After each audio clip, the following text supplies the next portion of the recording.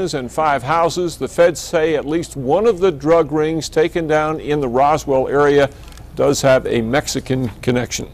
An Albuquerque group is challenging Mayor R.J. Berry's $50 million bond issue intended to finance 2 major projects that the mayor says are important to the city's future. Half the bond money would go to improve the I-25 Paseo interchange. The other half would pay for a sports complex. And Ian Swartz reports that's what's stirring up opposition.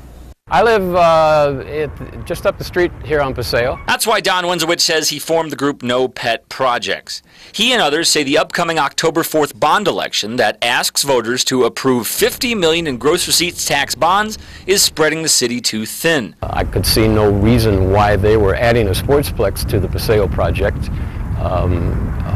when the whole $50 million should be designated for Paseo. But that's not how the ballot reads.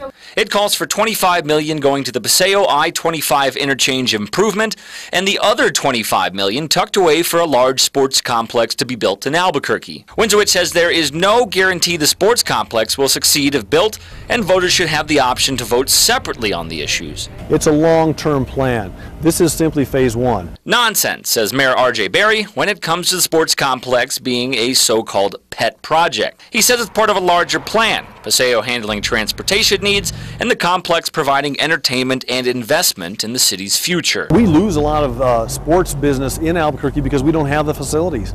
If you look at cities around the country who have invested in themselves, including competition sports facilities, among others, you will find that they're thriving. The mayor says the bonds for the improvements will not mean higher property taxes, but an increase in gross receipts taxes for businesses. Ian Swartz, KRQE News 13.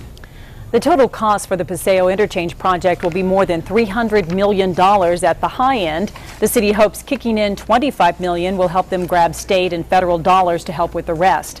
The city says the total cost for the sports complex would be $25 million. President Obama today proposed major